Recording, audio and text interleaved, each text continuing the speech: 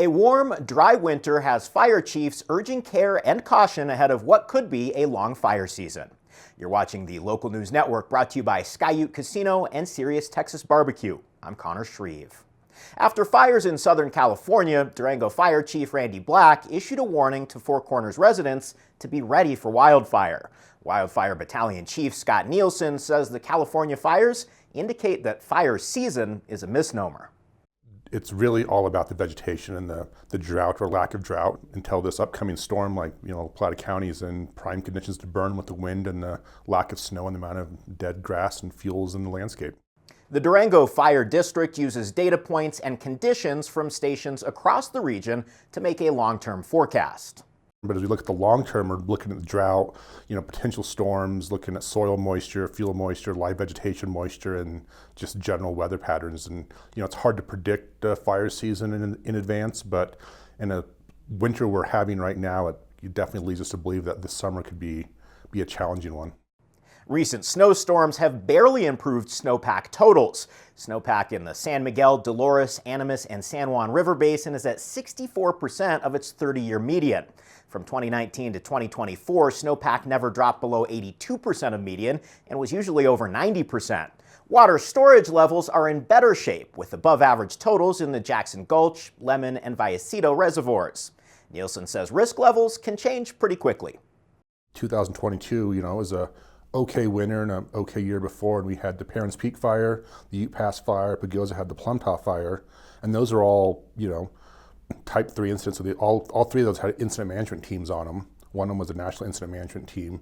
We were pretty scared. We were poised for a busy summer, and then right after the Perrins Peak fire, it rained, and it rained almost every day that summer, and there was really no significant fires for that whole calendar year.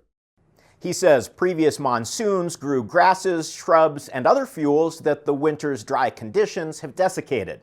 The dry conditions have grown so severe that they've forced the department to prepare differently than in years past.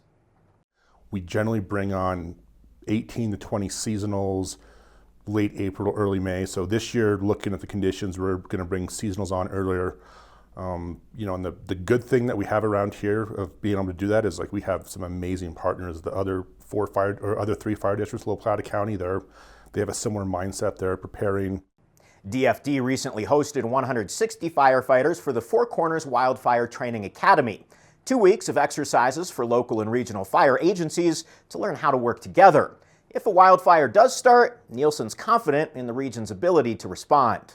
And we're lucky here, we have the U.S. Forest Service has the tanker base here, which is that's a huge asset, like we've seen in 2020, 2018, 2017. Having a national tanker base within 2-minute flight time from the city of Durango is a huge asset.